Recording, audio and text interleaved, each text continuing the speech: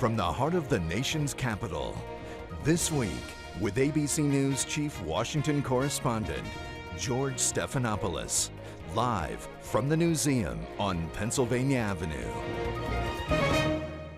President Obama is just back from Oslo with his Nobel, heading back to Copenhagen for those climate talks, leaving behind healthcare talks that appear to be stalling in the Senate and poll numbers that have been falling to their lows of 2009. Our roundtable is standing by to debate all this. They may weigh in on Tiger, too. But let's check in first with our headliners. Larry Summers, President Obama's top economic advisor, and Congressman Eric Cantor, the House Republican whip. Gentlemen, welcome to both of you. Good to be with you. Thank you, George. And Mr. Summers, let me begin with you. And let's start with just the overall economic situation right now, especially on jobs. We saw that drop in unemployment in November, but private economists predict that unemployment is likely to head back up. Mark Zandi sees it peaking at about 10.6% next year. Others say it could go up to 11%. Is that in line with your forecasts? George, here's what I know. We were talking about depression. We were talking about the financial system collapsing. Today, everybody agrees that the recession is over, and the question is what the pace of the expansion is going to be. These things happen in stages. First, GDP goes up. That's happened. Then hours that are worked by workers who already have jobs go up. That's starting to happen. Then employment goes up. We got very close to that this year, this month, with only 11,000 jobs lost.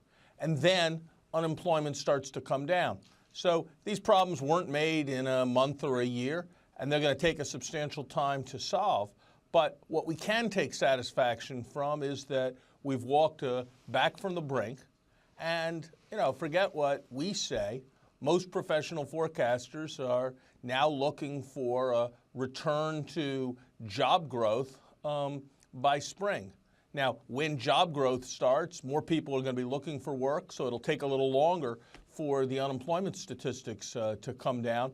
But make no mistake, we were losing $700,000 jobs a month when President Bush turned the economy over to President Obama. The number last month was 11,000. Let me pin you down on that, though. You believe the economy is actually going to be creating jobs in the spring.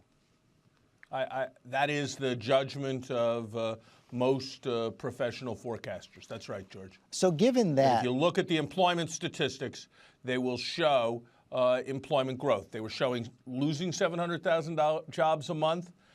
Last month, they showed losing 11,000 jobs. They'll bounce from month to month.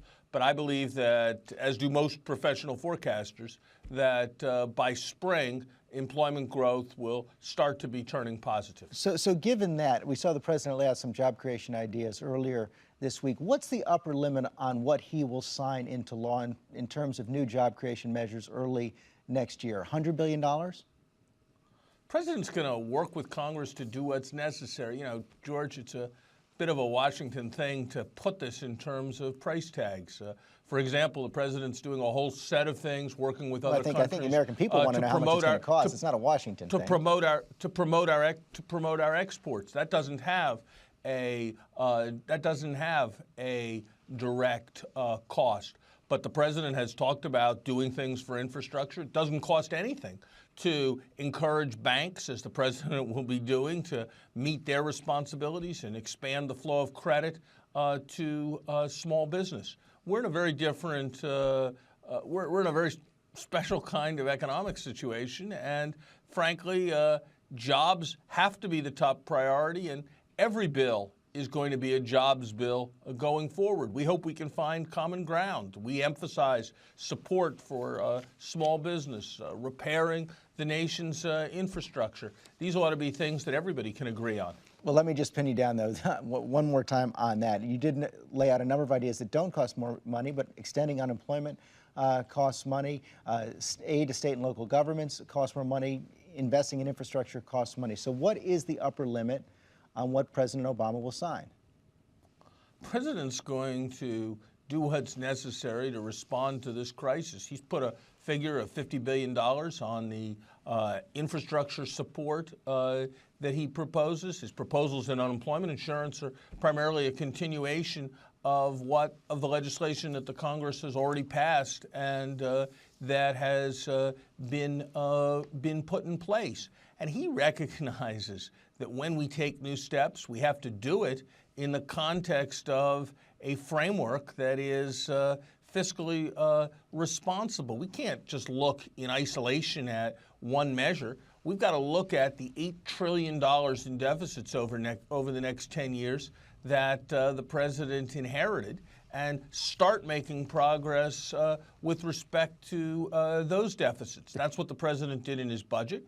That's what the health care bill does, with the most consequential set of health care reforms that have ever been put forward, and they're now on the brink of passage. Well, let me ask you about that on healthcare, because the president has said consistently that he wants healthcare to bend the cost curve, to bring overall healthcare costs down. But this week, the administration's chief actuary for Medicare and Medicaid concluded that the Senate health bill would actually increase national health spending by about $234 billion over the next 10 years. Can the president sign legislation that actually increases national health spending? We'll see what legislation ultimately emerges. The president's going to sign legislation that helps the budget over the next 10 years, helps the budget more over the 10 years after that. And we're already seeing employers start to respond to the provisions directed at influencing health insurance costs. Over time, when the commission is in place, we will start to see further reforms in Medicare. And look, George, we've taken an incredibly conservative approach to this. The program includes, for example, significant support for preventive care. That's not being given any credit, but we know that over time, better health habits for all of us can reduce costs. So yes, the legislative process isn't pretty, and it's certainly not pretty on health care, but we will get to a point where we have significant reductions in health care costs. So bottom line, are you saying then if the administration's own actuaries say that the bill on the president's desk increases health care costs, he will not sign it? I'm saying that the president's bill will meet what has been the agreed test, that the Congressional Budget Office assesses the bill and concludes that it reduces the budget deficit. To do anything else would be irresponsible.